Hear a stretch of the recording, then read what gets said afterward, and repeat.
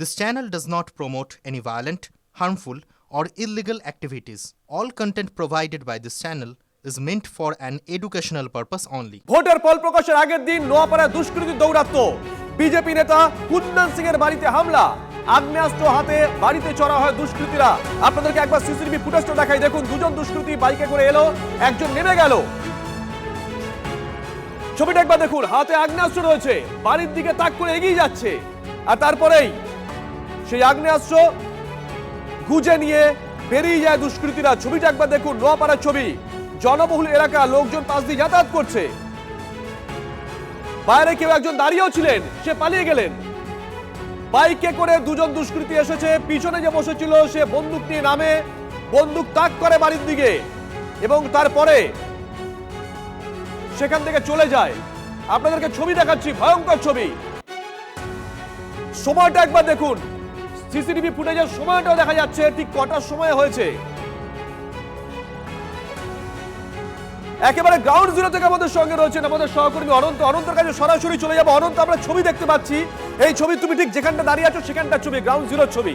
যারা এসেছিল তারা কারা? সিসিটিভি ফুটেজ তো প্রকাশ করেছে, মানে দেখা গেছে এখনো পর্যন্ত আটক বা গ্রেফতার এখনো পর্যন্ত কেউ গ্রেপ্তার হয়নি। যে জায়গায় আমি দাঁড়িয়ে আছি এই জায়গায় গুলি করে, যাকে গুলি করে সেই কুন্দন সিং, ব্যারাকপুর সাংগঠনিক জেলার সাধারণ সম্পাদক, তার কাকে গুলি করেছে। কারা এসেছিল চিনতে পেরেছেন? কারা এসেছিল? আমি তো দুটো আইডেন্টি করে তাদের নামে এফআইআরও করেছি। দুজনে এফআইআর করেছি, আকাশ চৌধুরী গোলু যে নোটোরিয়াস ক্রিমিনাল এবং অমন চৌধুরী, এই দুজন ছিল। এরা তৃণমূল করে, এদের তো ছবি আছে, আমি তো দিয়েছি আপনাদের মিডিয়াকে। এরা টিএমসি সব যে প্রার্থী হয়েছে এখানকার, সে মিষ্টি খাওয়াচ্ছে, প্রার্থী খাওয়াচ্ছে এদেরকে যারা গুলি চালিয়েছে, এই আকাশ চৌধুরী আর অমন চৌধুরীকে। তৃণাঙ্কু ভট্টাচার্য, আর নিজে ছবি আছে আপনাদেরকে দিচ্ছি। কেন করলো এটা তো ওরা উত্তর দিতে পারবে, আমরা কি করে উত্তর দেবো? ওরা গুলি চালাচ্ছে, বন্দুক ওদের কাছে আছে, ওরা ভাবছে তাদের বাবা সরকার আছে, সেই হিসাবেই ওরা গুলি চালিয়েছে। কিন্তু না না, কিসের ভয়? এইসব অভ্যাস হয়ে গেছে আমাদের। আমরা যে বিজেপি করছি, আমরা কিন্তু বিজেপি করছি কি গুলি খেতে হবে। আপনি এই ভয়ে করবেন কি ভয়, এরা ভয় দেখাবে আমরা ভয় খেয়ে যাব, ওই সিস্টেম নেই। ভয়ের কি বাতাবরণ সৃষ্টি হচ্ছে? এরা সৃষ্টি করার চেষ্টা করছে, ধরুন এটা করলে কিন্তু কোনো লাভ হবে না। বিজেপি সরকার করছে যে অত লোক বিজেপি দাঁড়িয়ে আছে, তো কেউ ভয় পাচ্ছে তাই এসছে। এরা গুলি চললে তো কেউ আসতো না, তো গুলি চলেছে তো চালাও, কিছু অসুবিধা। কয়েক ঘন্টা বাদে ভোটের কাউন্টিং, আর তার মধ্যে আপনাকে লক্ষ্য করে গুলি।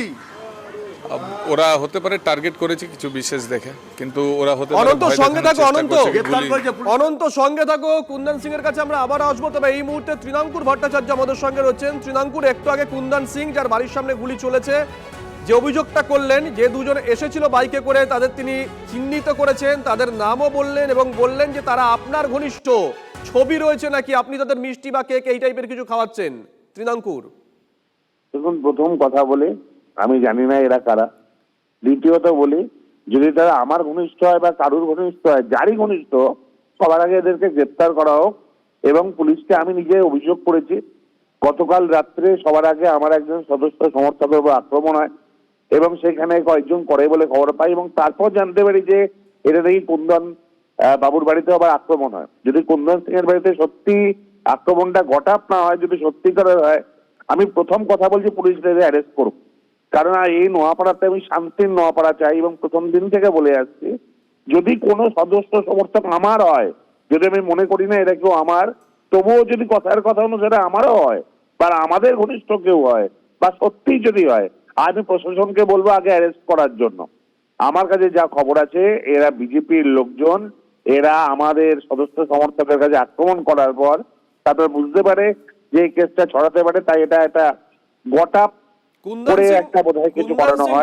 অভিযোগ করছেন, কুন্দন সিং অভিযোগ করছেন আপনার সঙ্গে ছবি রয়েছে, আপনি কেক বা মিষ্টি কিছু খাওয়াচ্ছেন, এই টাইপের ছবি রয়েছে। দেখুন, আমার জানা নেই, নির্বাচনী প্রচারে আমরা গেছি, নির্বাচনী প্রচারে প্রচুর মানুষের সঙ্গে কথা হয়েছে, প্রচুর মানুষকে মিষ্টি খাইয়েছি, কেক খাইয়েছি, মালা পরিয়েছে, প্রচুর ঘটেছে।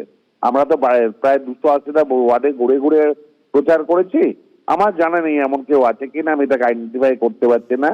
আমি আমার পরিষ্কার বক্তব্য রেখেছি, আগেও রেখেছি, নট দ্য ফার্স্ট টাইম, যে 4 তারিখে আমি জিতে যাওয়ার পরও যদি কেউ বা কারা আমার ঘনিষ্ঠ স্বরূপ ভাবে তারা যদি মনে করে তার অশান্ত তৈরি করবে, আমি প্রশাসনকে অনুরোধ করেছি যে আমি জিতে যাওয়ার পরও কোনো অশান্তি যাতে নোয়াপাড়ার মুখে না হয়, যার ঘনিষ্ঠ যে হোক তাকে যেন অ্যারেস্ট করা হয়। বেশ, ধন্যবাদ। অনন্তর কাছে আরো একবার যাবো। অনন্ত, তুমিও ছিলে লাইভে, তৃণাঙ্কুরের সঙ্গে কথা বললাম, সরাসরি বললাম কুন্দন সিং অভিযোগ করছেন যারা গুলি চালাতে এসেছিল চিহ্নিত করেছেন উনি, তাদেরকে তৃণাঙ্কুর ভট্টাচার্য কেক বা মিষ্টি ওই টাইপের কিছু খাইয়েছিলেন, কিন্তু তৃণাঙ্কুর বললেন যে এ তো অনেকেই খাওয়াতে পারি, কিন্তু এরা আমার ঘনিষ্ঠ কেউ না।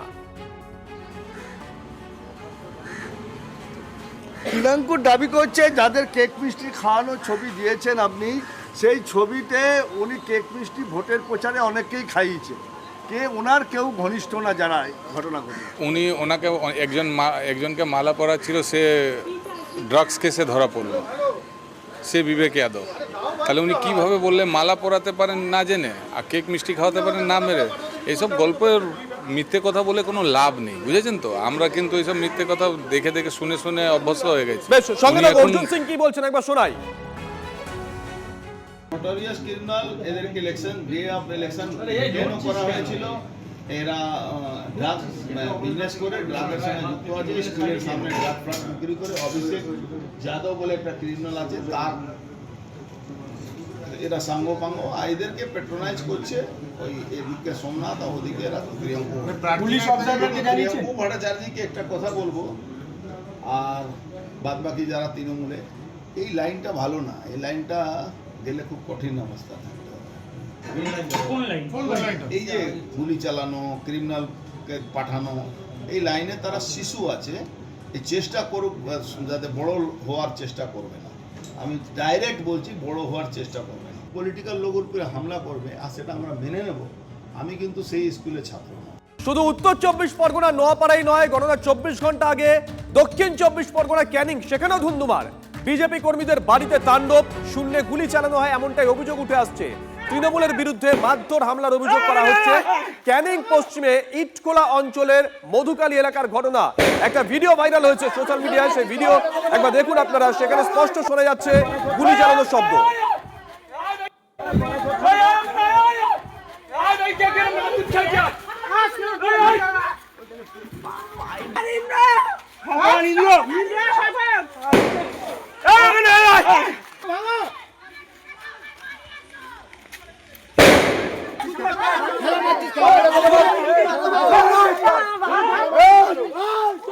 আমরা আপনাদেরকে সেই ছবি দেখাচ্ছি যে ভিডিও ভাইরাল হয়েছে সোশ্যাল মিডিয়ায়। গুলি চালানোর শব্দ পর্যন্ত পাওয়া যাচ্ছে। দেবব্রত আমাদের সঙ্গে রয়েছেন টেলিফোন, আমাদের সহকর্মী। দেবব্রত, কারা ঠিক কি অভিযোগ করছে? এখনো পর্যন্ত পুলিশ এই ঘটনায় কাউকে আটক বা গ্রেপ্তার করেছে? দেখো, এখনো পর্যন্ত পুলিশ ঘটনায় কাউকে গ্রেপ্তার করেনি। এই মুহূর্তে আমি সেখানেই পৌঁছে গেছি এবং এখানে এখনো কোনো পুলিশ বা কোনো কেন্দ্রীয় বাহিনী কোনো কাউকে এখানে দেখতে পেলাম না। গতকাল রাত 11:30 নাগাদ এই ঘটনাটি ঘটে। এরিয়ায় যথেষ্ট থমথমে এবং পরিবার পুরো সম্পূর্ণ আতঙ্কের মধ্যে আছে এবং এখানে তার ঘরের দরজা ভাঙা অবস্থায় রয়েছে এবং তার মুরগি সেগুলো বাইরে ছুঁড়ে ফেলে দেওয়া হয়েছে এবং যাকে মারধর করা হয়েছে সেই মহিলা, উনি যথেষ্ট আতঙ্কের মধ্যে আছেন বাড়িতে তার সন্তানকে নিয়ে। দীপিকা নস্কর যথেষ্ট আতঙ্কে এবং কবির কৃষ্ণ হালদার, তাকে কিন্তু গতকাল তাকে ক্যানিং মহকুমা হসপিটাল থেকে তাকে কিন্তু চিত্তরঞ্জনে পাঠানো হয়, কারণ তার একটা হাত ভেঙে যায় বলে অভিযোগ। নজর রাখো। মারধর করেছে সবাইকে। আমাদের গ্রাম ইটখোলা অঞ্চলের সভাপতি হচ্ছে ইন্দ্রজিৎ সরদার। ইন্দ্রজিৎ সর্দার, হ্যাঁ টিএমসি। হ্যাঁ, আচ্ছা। উনি আমরা সবাই রাত্রে ঘুমিয়ে পড়েছিলাম। উনি আমার মুরগি ঘর ছিল, সেই মুরগি ঘর থেকে মুরগি টেনে বার করছি। আচ্ছা। এবার আমি উঠেছি, আমি উঠে বলছি যে তুমি একটা নেতা হয়ে রাত্রে মানুষের ঘরে মুরগি চুরি করছো, আচ্ছা। এটাই কি তোমার নীতি? আচ্ছা। এই বলা আর উনি বলে তোর টেনে নিয়ে যাবো, 4 তারিখের পর তোর টেনে নিয়ে যাবো, তুই ঘর ছেড়ে দিবি। আচ্ছা। আমি জায়গাটা কি তোমার, আমি ঘর ছেড়ে দেবো। এই বলার পর উনি মাছ শুরু করে দেয় দুজন মিলে। আচ্ছা। 11:30 নাগাদ দুজনার বাড়ি ভাঙচুর করে এবং 4 জনকে মারে। দুজনার অবস্থা আশঙ্কাজনক। আমরা হসপিটালে নিয়ে এসেছি। 6 রাউন্ড গুলি চলেছে, আমাদের কাছে গুলি চলার প্রুফ আছে, ভিডিও আছে। পুলিশ প্রশাসন এখনো পর্যন্ত আমাদের সুরক্ষা দিতে পারছে না।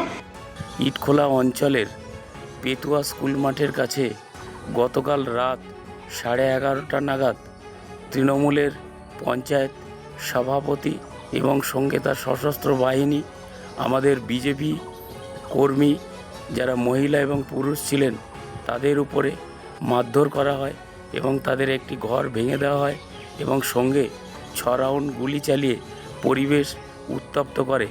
এ বিষয়ে ক্যানিং থানাকে জানানো সত্ত্বেও এখনও পর্যন্ত তার কোনো রকম গ্রেপ্তার হয়নি।